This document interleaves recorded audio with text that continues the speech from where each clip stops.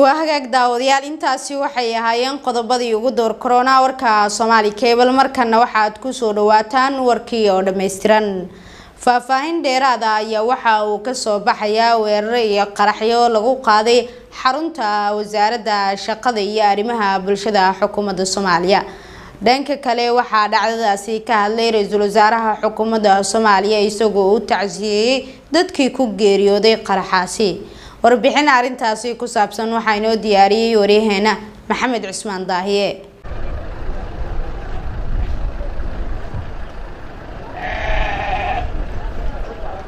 weerarka ayaa marka hore ku bilowday qarax waxa suurtagal noqotay qaraxa markii uu dhacay kadib in dagaalyahanadii weerarka soo qaaday ay gudaha u galaan xarunta wasaaradda shaqada iyo arrimaha bulshada taas oo ay ka dhex dagaalameen dagaalyahanadii weerarka soo qaaday daqiiqada kadib iyadoo rasaasta ay socoto waxa mar kale dhacay qarax oo isaguna saameyn ku yeeshay dadka deegaanka oo ka agdhawaa xarunta wasaaradda shaqada iyo arrimaha bulshada in ka badan 10 qof ayaa ku dhimatay halka in ka sii badanna ay ku dhaawacantay dadka dhintay Allah u naxariistay waxa kamid ahaa wasiir ku xigeenkii wasaaradda shaqada iyo arrimaha bulshada Saqar Ibrahim Abdullah oo goobta ku sugnaa xilliga weerarka uu dhacayay daqiiqada kadib markii la soo afmeeray weerarka ayaanu goobta gaarnay waxaana halka kula kulanay qaar kamid ah dadka shacabka ah ee degan meel aan sida ugu fogeyn wasaaradda goobaha uu qaraxu saameeyay sidoo kale waxa kamid ah dugsi Qur'aan oo aan sida isna ugu fogeyn wasaaradda kaas oo dhinaca ku haya wasaaradda shaqada iyo arrimaha bulshada oo ahayd halkii shaqadu ay ka dhacday wali qasaaraha dhabta ah ee ka dhashay dawladda Soomaaliya ma ay soo saarin laakiin dhimashada ayaa kor u dhaafaysa 10 halka in ka badanna halkaasi ay ku dhaawacmeen waa kuwan qaar kamid ah dadka uu saameeyay qaraxa iyo weerarka la beegsaday wasaaradda shaqada iyo arrimaha bulshada ee xukuumadda federaalka Soomaaliya waxa weey anigu waa marka waa jir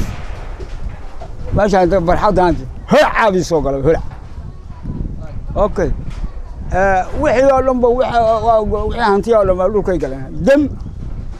aka qolf ka dameesha yaal qolfku baabu ilaahay ma diifa dadna laga dhaawacmin dadna laga dhiman laakiin wixii hanti waa baabeen midda ugu horeysa horta anu kan nafya maala leeyahay naftaan waa badbaado qabnaa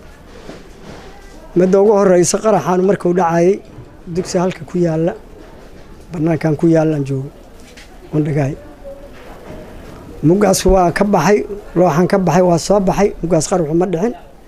yaana soo galay ilma joogo dhinaca uga tagay iyo cunug dhalo hadaba meelaha Cabdicasiis ku xamqan oo ilma waday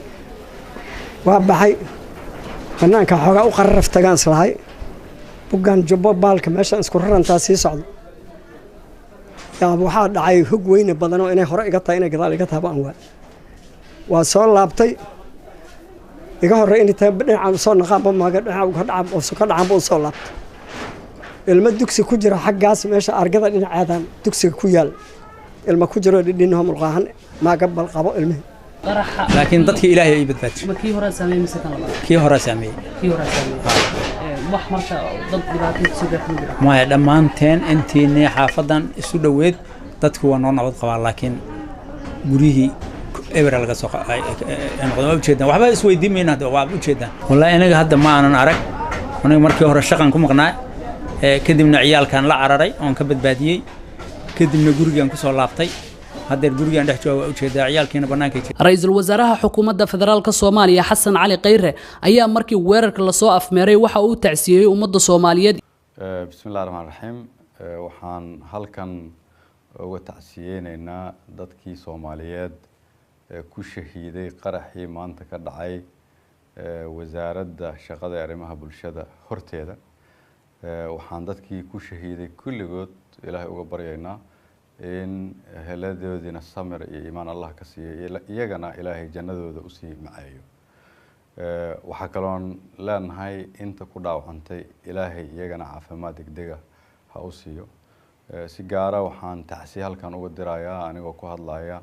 magaca golaha wasiirada xildhibaan ahaana wasiir ku xigeenkii wasaaradda shaqada iyo arrimaha bulshada